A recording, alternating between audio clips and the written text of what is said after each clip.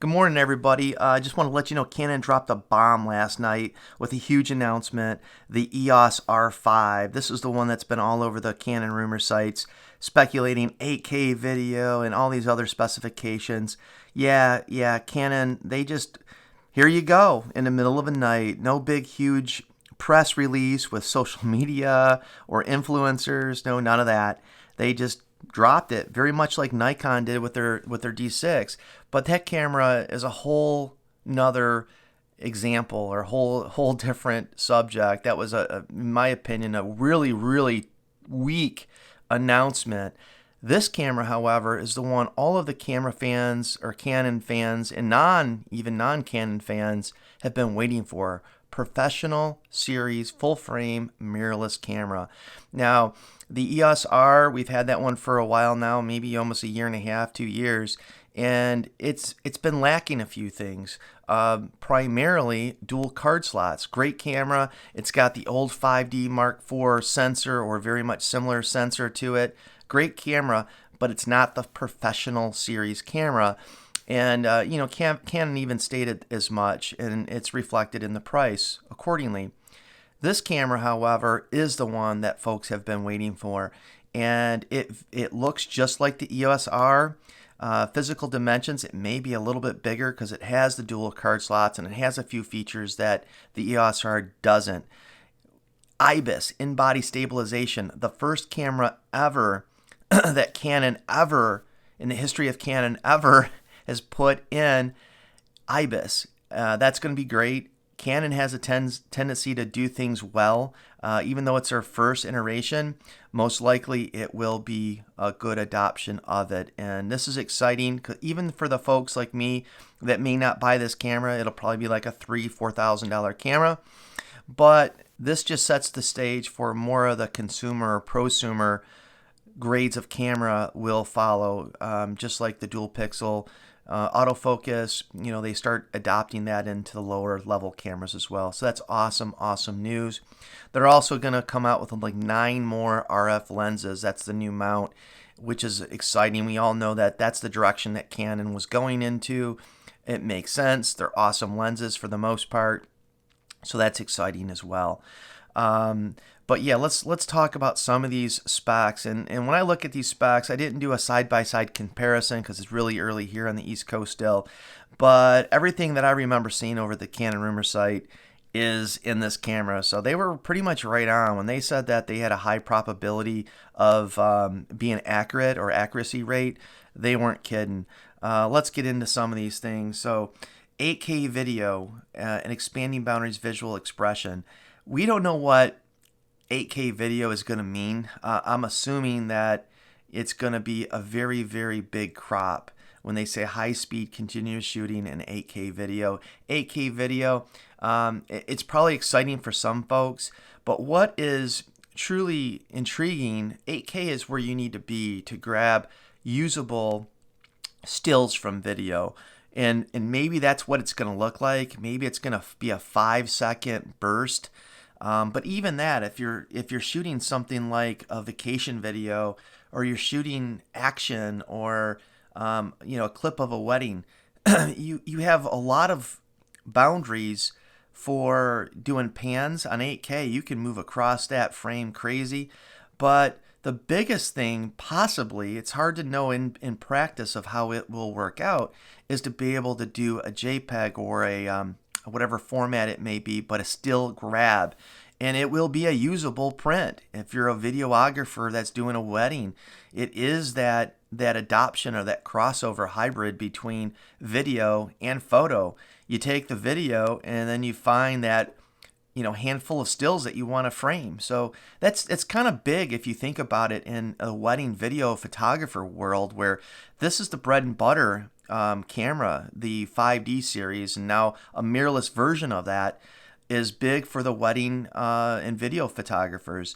So I think the 8K video adoption probably doesn't get too many people excited in a traditional sense of video and Kodaks, because the file sizes would be enormous. My guess, again, they don't list the specifics, my guess that the adoption here is going to be that hybrid.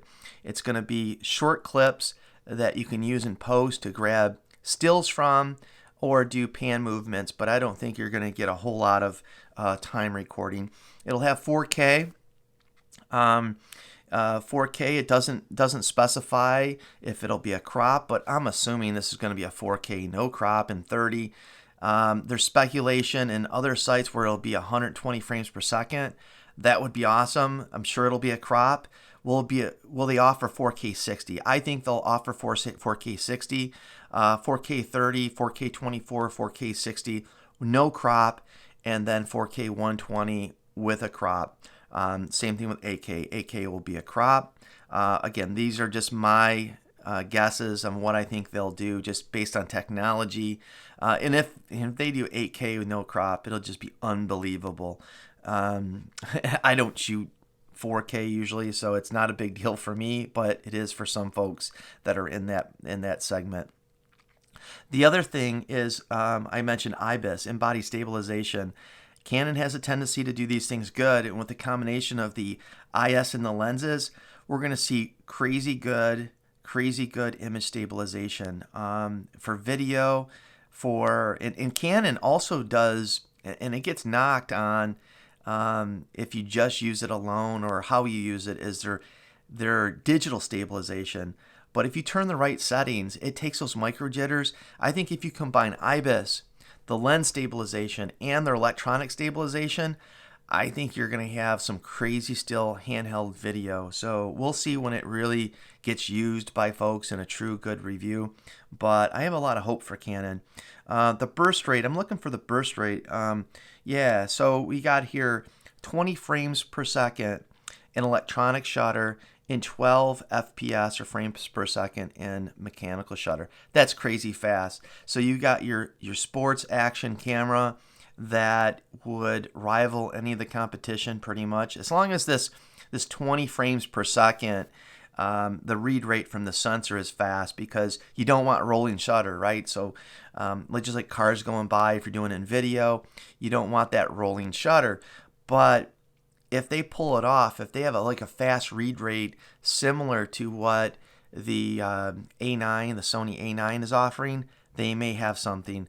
If not, it's still usable, but I wouldn't say it's going to replace the their high-end sports camera, the 1DX, or the A9 for that crazy high-speed motion, because those cameras are, that market is at 20 frames per second.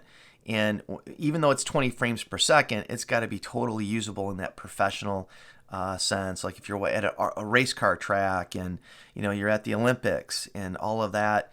I don't know what the sensor read is going to look like in the rolling shutter, but it would be awesome if they pulled it off. I mentioned a bunch of lenses. Yeah, they're coming out with, in addition to the lenses, they made one one drop of this 100 to 500. And maybe it's exciting for some folks. I don't know if that is a Canon lens that somebody would use in the Olympics.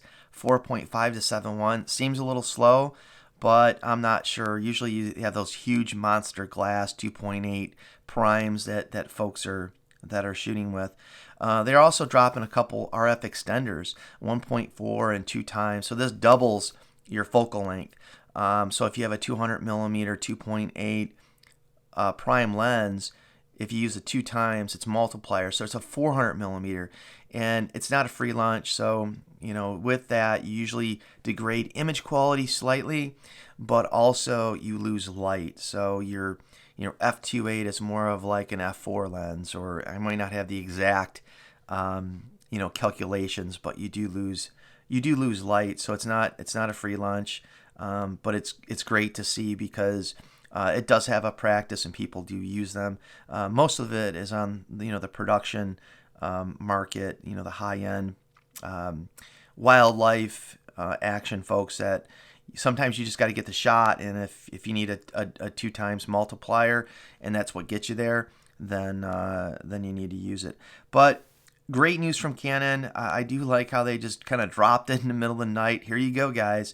Similar to what they did on the Nikon of the D6, which that camera release was pretty much a joke, not really much of an upgrade.